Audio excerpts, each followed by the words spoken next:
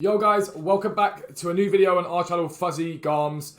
This is sort of the continuation of the how-to videos. You would have seen the how to ship, etc, etc that went live. I think yesterday it would have gone live, so make sure you check that out. If not, it will save you money, it will save you time. Arguably some of you, it may make you money. So go and check that out. It's a really simplistic guide in terms of how to ship items. It sounds a very simplistic thing, but it really isn't. And with a bit of thought process and forward planning, you can save yourself a lot of money. You can make your shipping cheaper for your buyers and all that good stuff. So make sure you check that out.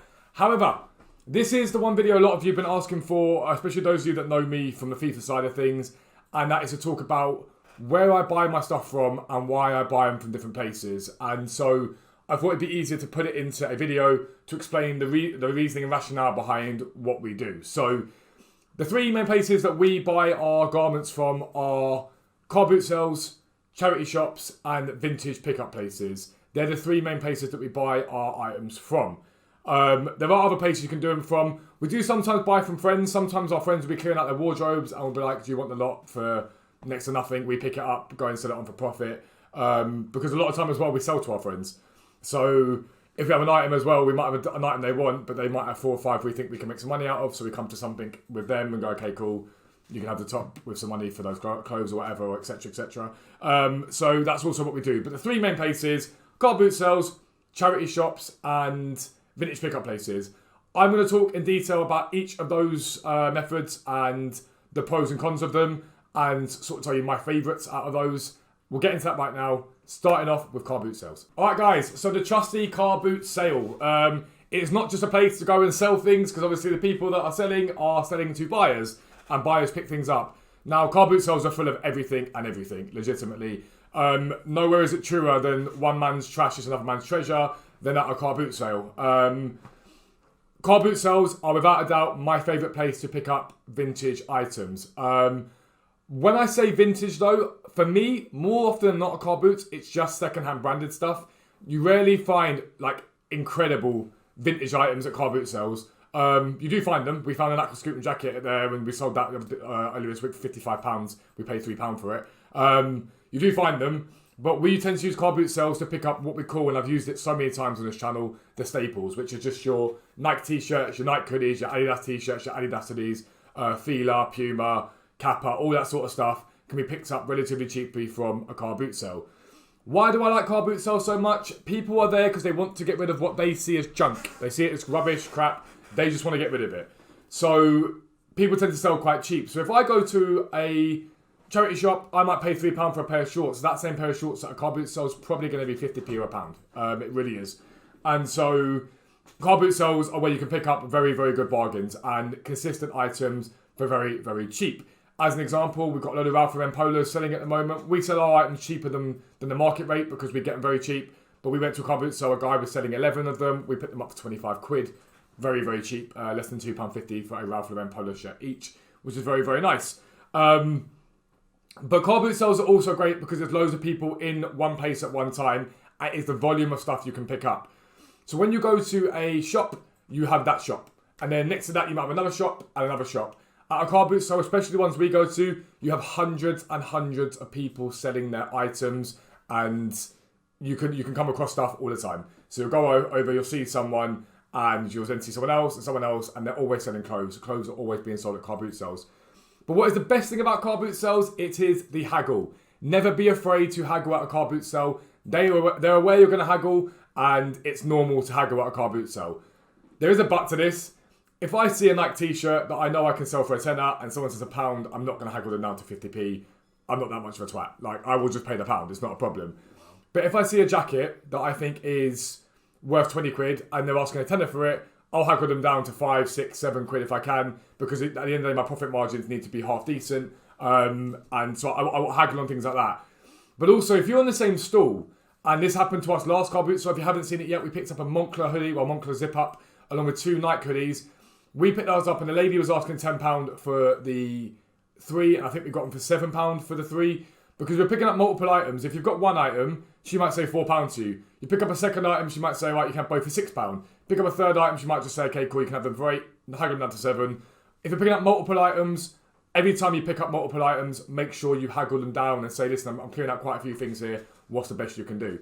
But car boot sales are also good because a lot of the time people don't know the value of their items. It's as simple as that. So you'll find really awesome items that either people don't know the value of or don't really care, and you can pick up some absolute gems from car boot sales. The flip side of car boot sales is you're relying on the weather a lot of the time. We got very lucky that when we went to the car boot sale last week and got some very good pickups, the weather just about held out. But when we first got there was a lot of stuff undercover and it was raining. Now, we don't run it as a business, so we have to factor in the fact that we pay for petrol. Time is money, obviously. It's time that we're not buying elsewhere. So if it rains, car boot sales are terrible because no one turns up and it can be an absolute washout and it's just not very ideal. So summer's when we tend to really hammer out car boot sales and make as much as we can from those, from buying and selling, stock up over time, and we do that. Other thing to account for at car boot sales, massively another sort of con, I guess. I've been at car boot sales, not as in a con as in a scam, but a con as in a pro and a con, are fakes. A lot of items get faked, and you'd be surprised with vintage clothing and secondhand clothing at just how many fakes are out there. So be mindful of that. Now, I'm going to say something about fakes. There are fakes and then there are bootlegs, and it's the way that people that do vintage make themselves feel better. Bootleg tends to be a design that hasn't directly copied an already existing design for a brand. So let's say there's a Nike t-shirt, it's a fake. People like to use the word bootleg because it's a different design. It's not meant to be like anything they've got. It's still a fake. They do sell though. Do not get me wrong. They all still sell. I just prevent myself, or I sort of prefer not to buy anything like that. I like to buy authentic items that I know are real, that I know the buyer's going to get them and be happy with them. I don't like buying fakes. But be on the lookout for fakes because there are a lot of fakes you can get at car boot sales. But car boot sales, without a doubt, in my opinion, are the best places to pick up like garments, vintage clothes, secondhand clothes, and any secondhand item. If you're looking for a light, for example, for your setup, like one behind me, pick them up from car boot. So if you see one, pick it up. Don't spend too much. Be mindful of the fact that you can't guarantee things work, so always have that in the back of your mind. But yeah, car boot sales, definitely the number one for me. Going to move on now to talk about vintage pickups. I will be right back. Alright, so vintage pickup places. Now, I am not talking about your generic vintage shops whereby you go into that shop and there's a Burberry shirt for £50 in there. They aren't vintage pickup places. They are just places that bought vintage themselves and sell it inside of a shop. So places like Shoreditch, Brighton, some parts of London, Camden's very good for it. Up north, there's a place in Birmingham, Manchester that are very good for it, Liverpool. They're just retail shops selling vintage clothes. They are not what I'm talking about when I'm talking about vintage pickup. Vintage pickup for me is when you go there and it's basically just like wholesale vintage. There are loads of warehouses that do that where you can go and handpick items. It's called handpick. They are good. But for me, the perfect places are sort of house clearance places. Now, we've got one nearby to us and they are sensational. They are very good to us. They do a lot for us. If you guys haven't seen the video yet, where we picked up 4 items to them that we sold on for £130, £140 profit, we went back and gave them a bit of the profit we made to say thank you to them. It increases goodwill. It also meant that we picked up some more stuff from them cheaper because it's always nice to pay it forward. But vintage pickups are not my favourite places to buy, but my favourite places to go. And some of the best pickups that we get are from vintage pickup places. So what they tend to do in these places is they go to houses and they house clearance. And they'll have like loads of area which is just household items like desks, cupboards, drawers, everything you can think of. But they also have stacks and stacks and stacks of clothes that they picked up from house clearances. And that is where I tend to pick up the better quality items that we buy. We tend to pick those up from those vintage places. The reason for that is, number one, you have to get your hands dirty. There's a lot of old, dusty clothes to sort through. The one we go to, the one particular corner, has a very funny smell, and that is because that whole corner is filled up with shoes, and the shoes are old and dusty and smelly. So you have to be willing to get your hands dirty. However, we, in that corner recently, picked up a couple of really awesome Ferrari caps that we've sold, given them a clean up and made them back to brand new again. But I love doing that. For me, I love getting my hands dirty. Word of caution for you, with these sort of vintage places, with anything, including car boot sales, wear a mask. If you can wear gloves, bring sanitizer with you. I know the whole pandemic is sort of calming down and people are thinking that it's sort of out of the woods, but we're really not. We've still got a long way to go. And just stay safe. Stay as safe as you can. But we always wear a mask inside. We always bring sanitizer with us. Don't always wear gloves, I'm not going to lie to you. But I would advise if you are, I guess, if you've got any health conditions or anything like that, wear gloves. But you have to get your hands dirty. And so when we go to, we'll go in there and there is rails upon rails upon rails upon rails of clothes. And we will go through every single item once every day or every other day just to see what they have, if anything new comes in, because you don't know when they're going to get new stuff in. Sometimes it's once a week, other times it's every single day. So we always just pop in to make sure and have a little look. They know us very well there now. They know that we are respectful. They know that we will pay it forward if we can. But we always tend to find stuff there. With those sort of places, that is where you're usually picking up your true vintage, because they are going to old houses. It's going to sound a bit morbid, but people that may have passed away, people that have moved out and can't be asked to take stuff with them, moved into old people's homes, that's when you're going to find your true vintage stuff. You're going to find the high-end brands and good quality brands. We find a lot of Aquascutum in R1. We find a lot of Ralph Lauren. We find, I saw a Gucci bag there the other day. I don't know the high-end stuff, so I left it, and I was like, I'm not sure about this one. It didn't look too legit to me, but you never do know. But you find your higher-end stuff at those places, but you do pay more of a premium. So at the vintage place we go to, if I go to a car boot sale and I buy a Nike t-shirt, I'm looking at maybe 50p to a pound. At a vintage place, I'm looking at £2.50 to £3. So I don't tend to go as ham at a vintage place as I would at a car boot sale. A car boot sale, I'll pick it up because it's 50p a pound, and eventually it will sell. If not, I can hold on to it for a bit longer, take it back to a car boot sale and sell it for what it's actually worth, because someone will buy it for that. Because when we have a lot of Garms that haven't sold for a little bit, to refresh the stock, we'll sell what we've got at a lower price and then buy more. But vintage places, I'm a bit more choosy. I like to come out of 3, 4, 5 things if I can. But you do have to be more choosy. You have to be more aware of what you're looking at, what it is, and be aware that there are that it's going to be more expensive than normal, but that's okay. As long as you know your prices and you know what things sell for, that's fine. And with anything you're buying, just check Depop. If you see a Nike t-shirt, check Depop. Have a little look at it. Try and find something similar. See what it's selling for. It gives you an idea of profit margins. Remember to always allow for your fees. But yeah, most important thing here again is haggle, haggle, haggle, haggle, haggle. I cannot stress this enough. Haggle your backside off. We went yesterday and she wanted £10 for 3 items. We haggled her down to 8, and then she then threw in another polo shirt that we like the look of, and we got it to 10. So we basically got an extra sort of garment for free from the price she initially wanted for her stuff. But there are times where we've haggled her down. The Ferrari jacket that I picked up and we're selling at the moment, gorgeous jacket. We haggled her down on that. Because they expect to be haggled with, and they're going to haggle. What a lot of these places do is they charge people to go and collect their items, so they make profit from picking up that, and then they sell those items in their shops. So for them, it's neither here nor there. That's free stuff, basically, is what they've got. So they expect to be haggled, and they're happy to haggle. Don't take the mick and be like, okay, cool, you're asking £30 for this stuff, will you take £2? Like, no, it's not going to happen. But just always remember to haggle. And yeah, without a doubt, that's my favourite place to pick up higher end vintage. Still prefer car boot sales in terms of picking up bulk, but in smaller places, vintage pickups are the best places to pick stuff up for. Outside of that, you can also go to gigantic warehouses that deal specifically in vintage sort of hand pick. Be careful. A lot of times these are a scam. Not all of them, but a lot of times. I went to a vintage hand pick place before, drove all the way up to Watford for it, and it was crap. I'm going to be honest with you, it was utter trash. The stuff that was there was in horrendous condition. It was not good. We found maybe 2 or 3 good things in the 4 or 5 hours we looked around that warehouse. And whatever you do, I'd always advise against buying online and buying in bulk that way. It's never a good idea. You want to see what you're buying as you're buying it, because you've got an idea of what your customers want and how they want it. So vintage handpick can be good. We're going to talk about that more when we go to a vintage handpick place. But yeah, we'll talk about that more in detail. Final thing to talk about is charity shops. My least favourite place to buy, and I'll explain why. I will be right back. Alright guys, so charity shops. My least favourite place to buy vintage clothing. Charity shops have changed. They're not like they used to be. They are much more clued up now in terms of what things are worth and the value of things, and that's a good thing. Do not get me wrong, it's a good thing. It's important that charities are making money.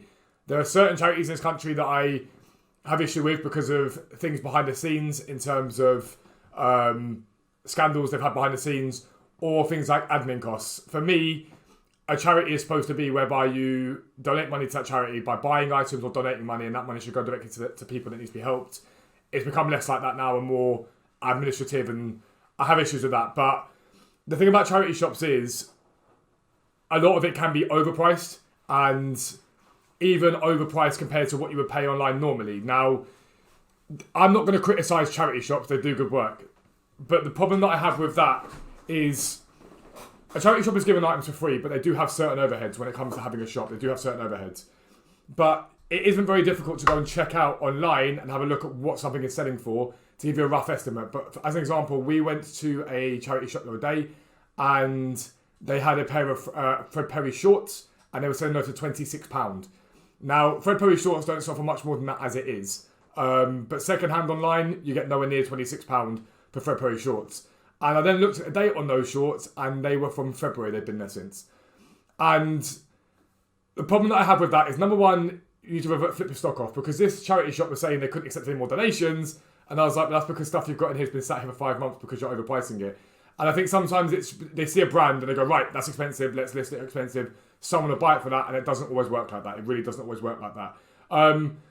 But the other problem that I have with charity shops as well, and it's quite a common problem across charity shops, is a lot of times now, charity shops don't put some of the better stuff out. They put more of the worst stuff they get onto the shelf, onto the floor, and other stuff gets sold elsewhere, which is their prerogative. They've got to sell, make money. They are charities. That's the most important thing. They make money. But I find that a lot of the time can be wasted at charity shops. You turn up, you look there, you're like, there's some decent stuff here, but nothing incredible. And so for me, it's my least favourite place to buy. But that doesn't mean that I don't buy at them. I do go there. Number one, I like to do my bit. If I can make some money while helping a charity, then brilliant. And there's some charities that are very close to my heart. British Heart Foundation, because I have issues in my heart. I like to try and buy from there if I can. I donate every month for it anyway, as it is. Cancer Research UK, all of us have pretty much that have watched this video have probably been affected by cancer at some point. I have a strong dislike for Oxfam, I'm not going to lie, as a charity. I'm not a massive fan of Oxfam as a charity after all the scandals they've had and the things that have happened and the lack of action they've taken. But I will still shop in a charity shop in the hope that the money does go to where it needs to be. But yeah, charity shops have been the scene of some of my best pickups of something I picked up that's awesome. But it's also, it can be very, very hit and miss. So days we'll go charity shops and we'll look around 15 of them and find maybe one or two things. And it's a lot of travelling, it's a lot of moving around different places for very little rewards. However, if I do find something good from a charity shop and I do make money, there's no onus on me or you to do this, but I will go back and donate a little bit if we make a decent bit of money. Do not feel like you have to do that, because at the end of the day, when you are buying from a charity shop, your support is there by buying from them when you're there. That's your support. I personally have to pay things forward, so I will donate something. Don't feel like you have to. But for me, if you're going to go out and start doing this, I would start with car boot sales. I really would start with car boot sales. Car boot sales are where you pick up things very cheap with very little risk. If you are picking up a Nike t-shirt for 50p, Adidas t-shirt for 50p, it's very unlikely you're not going to sell that for profit. So car boot sales is where I'd start. Once you start to find your niche and your part of the market that you like, because some people prefer the really low end stuff. Like I've got a guy that I know that only sells Superdry on his store. And it's what he knows, and he knows Superdry well, and he knows who he can sell to and what he can make. That's his brand. So he likes the sort of higher end high street stuff. That's what he sort of likes. And he found his niche, and that's what he buys. For me, mine's sort of more in that sort of athleisure sort of market. Adidas, Nike. I don't tend to dip too long into the higher end of the market. It's not something I know. I do a bit of football casual stuff, so things like Weekend Defender, CP Company, Stone Island, that sort of stuff. We'll if we can, we'll dip into that. But that's my area I know. But what I started off by doing was going to car boot sales, picking this stuff up, selling it, realising what stuff sold for, and making profit that way. And then when I was able to then start going to vintage places and looking around them and going, okay, cool, I've got an idea of what this sells for. I know what I can pay a little bit more for this, find better quality items. So I started doing that. And then charity shops, in my opinion, should be your last point of call. But there are car boot sales everywhere. I would start with that. But that is going to be the end of the video. Hopefully that's explained to you the pros and cons of buying from these places, what to look out for. But remember, everywhere but charity shops, do not haggle a charity shop because you're going to get some horrible looks. It's not what you do. Haggle at car boot sales and vintage pickups. It's expected and it's fine. Just be respectful with your offers and things like that. But like I say, it's going to be the end of the video. If you are new around here, please do consider subscribing down below. Clicking the like button, all that good stuff. It's massively appreciated. Comment down below anything you want to see in this channel. But for now, I am out. Peace out. I'll speak to you soon.